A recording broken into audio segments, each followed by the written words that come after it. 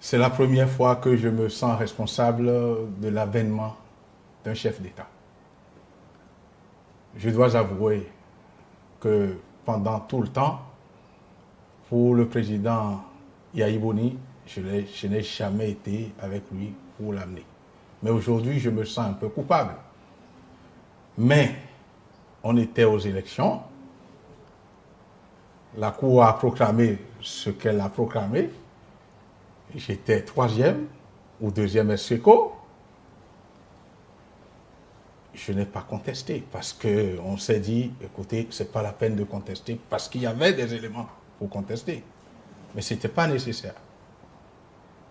Et on a dit, entre les deux, il fallait choisir un. Et comme l'autre était quand même un chef d'entreprise, même si c'était un chef d'entreprise qui évolue dans le secteur des marchés, des décrets, des arrêtés, il n'en demeure moins qu'il soit un chef d'entreprise. Alors, malgré toutes les pressions, nous avions décidé en notre âme et confiance de lui apporter notre soutien. Ce qui fut fait. Mais je vous dis, je ne vais pas trop épiloguer là-dessus. Aucun de ces engagements n'a été respecté. Il ne serait pas venu réclamer, demander, et même, il ne serait pas venu me voir pour mon soutien. S'il était sûr que, même si j'ai eu 23% ou 22%, hein, et il a eu 1% de plus que moi. Et donc, regardez le résultat au second tour. Vous allez comprendre que si j'allais de l'autre côté, lui n'aurait jamais été président. Le bilan économique. Mais Dieu a voulu qu'il soit président de la République. Normalement, après 1 an de gouvernance, si le peuple, au temps du président Yahya Boni, mangeait 1 fois et demie, aujourd'hui, le peuple mange 1 fois. C'est très grave. C'est très grave. C'est très grave. Je ne peux concevoir que moi, je sois au pouvoir et que je ne puisse pas faire mieux que le président Yahya Boni. Tout au moins, la première année, nous aurions eu un peuple qui se dise, au moins nous mangeons à notre faim. Et il ne faut pas faire de grosses... Ce n'est pas de grands efforts. C'est juste de réduire les droits et taxes à l'entrée. C'est juste de réduire les droits et taxes. Tenez, le président de la République a dit la dernière fois qu'il faudrait qu'on change. Qu'on change de direction, qu'on change de modèle économique.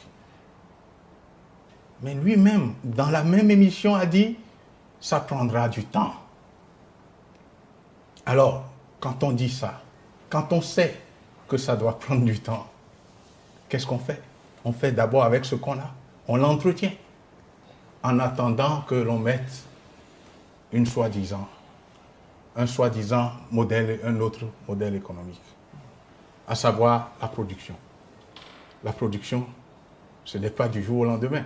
Je dois vous dire, ils ont été dans la production, ils ont été dans le coton des décennies. Quelles sont les usines qu'ils ont mis en place pour fabriquer les tissus?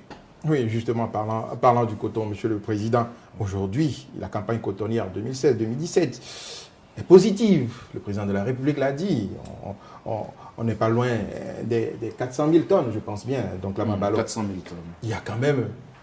On va même dépasser les 400 000 tonnes. Il y a du bon, il y a de l'espoir. Merci beaucoup.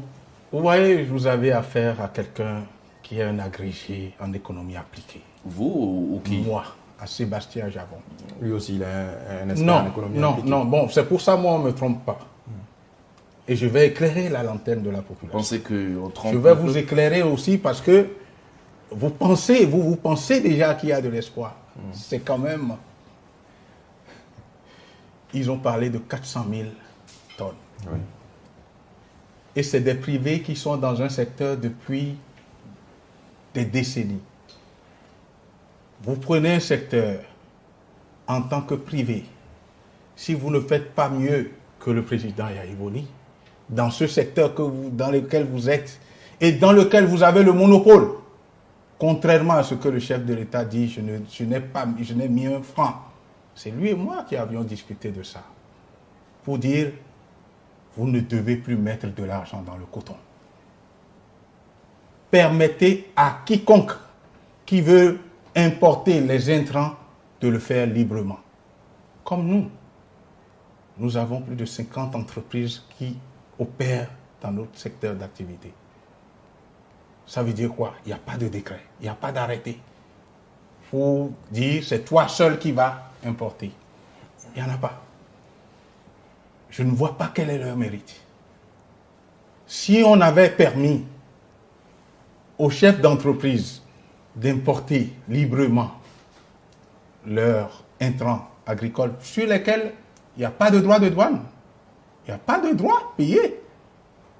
Ça rentre sans payer les droits. Donc, qu'on dise aujourd'hui qu'il y a 400 000 tonnes, qu'est-ce que ces 400 000 tonnes rapportent réellement à l'État? Ça vient relancer l'économie.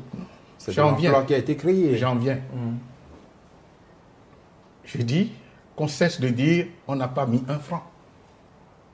Puisque on ne paye pas les droits et taxes à l'entrée. Ce n'est pas ici qu'on fabrique les intrants. Ceux qui parlent, les champions de la production. Le chef de l'État voulait dire qu'on ne subventionne plus le coton. Mais ce sont toujours eux qui avaient bénéficié de la subvention à l'époque. Moi, je ne suis pas dans leurs histoires. Moi, je n'ai jamais fait de marché d'État. Je n'ai jamais fait d'intrants. Mais ce que je dis, il dit on ne subventionne plus. Mais il ne laisse pas la possibilité aux autres importateurs de faire ce travail-là. Parce que c'est du business, c'est de l'import. Mais qu'on permette à tout le monde d'importer comme ça, on aura des intrants moins chers pour les paysans. Parce qu'il y aura la compétition. Pourquoi ne veulent-ils pas ouvrir la compétition? Pourquoi l'État doit fixer le prix du coton? Quel est le rôle de l'État? Vous dites, il vient de dire qu'il n'a plus mis un franc. Quel est son rôle pour continuer d'actionner dans cette filière? Faire les arrêtés et donner le marché à ses copains. Mais l'année prochaine, il y aura peut-être du mieux. Mais je dis, je ne suis pas celui qui a l'habitude de faire seulement des critiques. J'apporte des solutions. Alors, quelles solutions vous apportez dans le cas précis du Dans le cas du coton, il faut permettre à tout le monde, aux usines. Mais si j'ai une usine, j'ai besoin de matières premières, je dois aller négocier avec les paysans directement. Je ne passe pas par le chef de l'État pour aller négocier avec les paysans. C'est le cas maintenant? Mais l'usine de Valence à Niki, si on ne lui permet pas de travailler, il fera comment? Tel que ça se passe aujourd'hui. Mais qu'on permette aux paysans de dire, moi je veux vendre mon coton à tel prix, et qu'ils le vendent même avant de produire. Il y a cette possibilité-là. C'est comme ça qu'on gère une filière. Ce qui se fait là, ce n'est pas gérer une filière, c'est se faire de l'argent sur le dos du paysan et sur le dos du contribuable, puisque ça ne paye pas de droits de douane avant, les intrants ne payent pas de droits. Les insecticides, les pesticides, les engrais, tout ça, ça ne paye pas de droits. Alors, on vous parle de 400 000 tonnes et qui ne rapporte rien à l'État, qui fragilise nos terres. Et on ne va pas jusqu'au bout de la chaîne. On ne produit pas le textile. Nous avons le coton et nous l'envoyons brut comme ça. Et pourtant, le modèle économique, eux, ils avaient déjà le coton, ils avaient le monopole. Ils pouvaient mettre des usines pour fabriquer le textile. Monsieur Sébastien Jamon, dites-nous, que gagne concrètement aujourd'hui le Bénin à continuer par faire le coton? Le Bénin, premièrement, gagne du fait que les gens trouvent du travail. Ça, c'est pas rien. Il ne faut pas négliger. C'est très important. Le second point, c'est que le Bénin engrange des devises. Ça, c'est pas rien non plus. C'est très important. À part ça, ce n'est pas le Bénin qui gagne, c'est plutôt les gens que vous savez.